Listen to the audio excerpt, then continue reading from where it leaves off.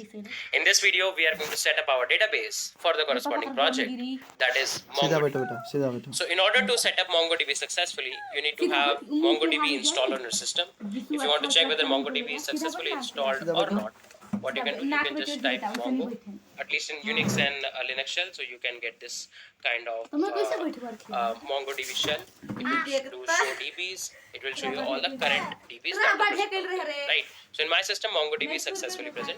And now let's see what we can do. So first of all, inside the config folder, I'll make a new file, database.js. It's going to be a very simple config, right? Before we actually configure, we need to set up a package. We need to have a package installed called as Mongoose. Right, so I'll search for Mongoose npm and I'll just copy the installation command. Okay, 1 second.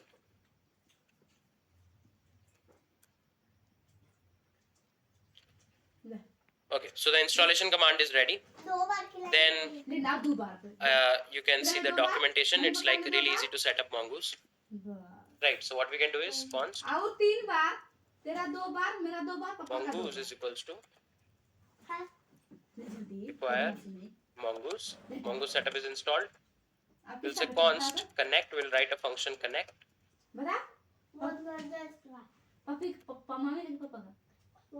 Okay. And inside the connect function, we'll say console.log MongoDB connected. And we can say MongoDB connection requested. We can first of all say right, and we'll say return mongoose.connect. So we need to set a pass the URL for the MongoDB. So MongoDB URL will be mongodb // and it is going to be running on localhost / I'll say let's say project. Okay, and we'll say module.exports connect. Okay, now what we can do is we can go to the main index.js, right? And here what we can say is this is going to be an asynchronous function. Let's make it an asynchronous function, and the moment server started successfully is printed, we'll say await connect. This is going to be an asynchronous call, and then we'll say console.log MongoDB connected successfully. And let's do one thing. After MongoDB is successfully started, then we'll say server started successfully. And here we have to get the connect function, right? We need to get the connect function. So let's do one thing. All the required statements are going to be up. Okay. So const, let's say connect, right? Or let's do one thing. Const is equals to require / source config database, and here we are going to get connect function with us, right? Cool. Let's see if we do npx nodemon index.js. Okay, MongoDB is successfully connected and server started successfully. Now if I go to MongoDB and do show DBs, right? Let's do one thing, Mongo, and now if you do show DBs, it will still not show you the new DB that we have created the project.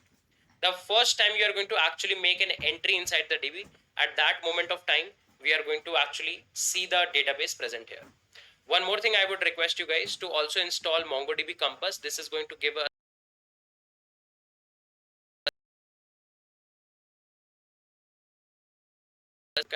right. So I would highly recommend you guys to check out the MongoDB Compass. Otherwise, if you are familiar with the commands and everything, then Mongo shell is also something that is going to be completely fine for you. Okay, cool. So let's just do one thing. Let's just do one thing very quickly.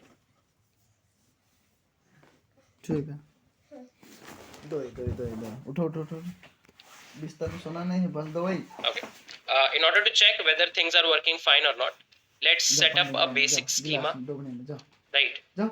We can go to models and we can make a new file. We will say it as user.js.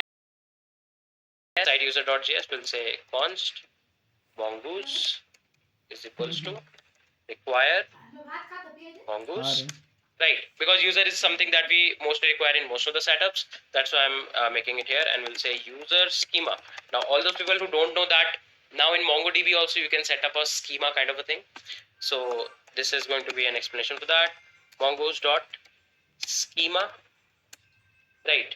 And we'll say, let's say email, which is going to be of type string. This is going to be a type string. Let's remove this import. Right, and this is going to be required true and unique true.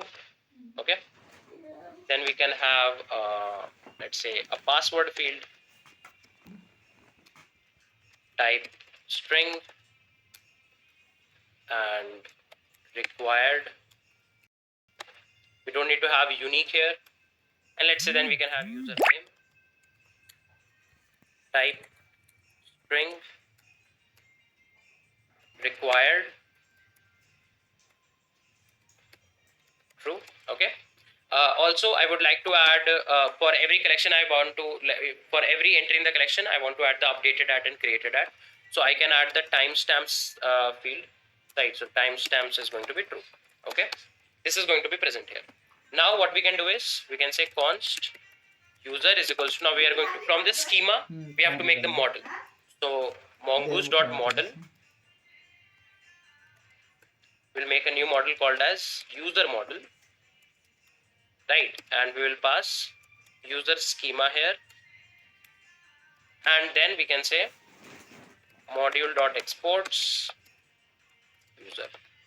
Okay, we'll just do module dot exports user. Now our user model is ready with us, right? The user model is ready with us. Now what we can do is just a moment.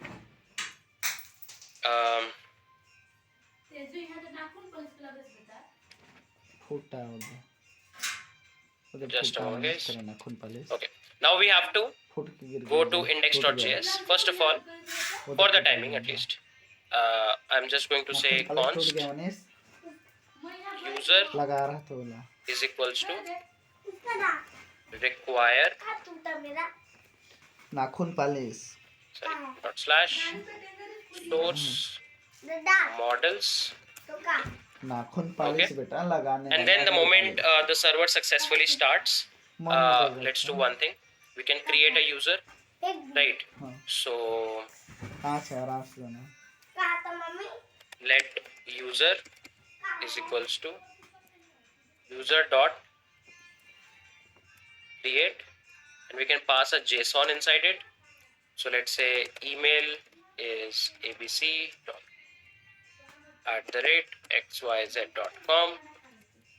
Password, let's go in a new line. Password for the time being is 12345, and then we can say username is abc. Okay, I'm just testing out that things are working fine, right? And we can say await user.create, and then we can say console.log user. Let's see what user we have created. Okay, so there is some error. Let's see. Okay, I know what is the issue. So we need to first of all do one thing. If we refresh, just a moment. See, now we have a project folder here. Now what has happened is because we were typing and we were like saving the file constantly, so nodemon actually like started the server again and again, and there is already an entry for a user with abc@xyz.com. If you will open, see, there is already an entry. So for the timing, what we'll do, we'll remove all of this, right? Users drop collection, right? So see, everything, no database is there, and the moment we will start our server now, see, we have created successfully a user object, and there is a created at as well as an updated at field. There is this user unique ID, right? There is this email, password, username, and if you will go here and actually refresh, see now we have this project uh, collection also. Uh, right here, project database also. Inside we have a collection users.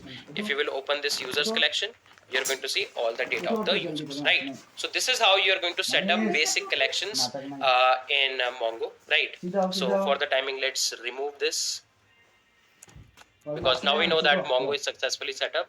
We don't need to have it here, right? And let's do one thing. Let's go to projects. And, okay. Cool. So now we know that our MongoDB setup is working perfectly fine. We are able to definitely create data, and definitely we will fetch the data and all. So now we are definitely ready to make some more progress in our project. That being said, let's just wrap it up here. We are going to meet very, very soon in the next video. Till then, take care, guys. Bye bye, and thank you. बदमाश बेटा नहीं, बदमाशी नहीं। Mummy papa का बात को नहीं मानते हो, अच्छा बच्चा नहीं बनते हैं बेटा। क्लास सीट नाक को निकाले दे।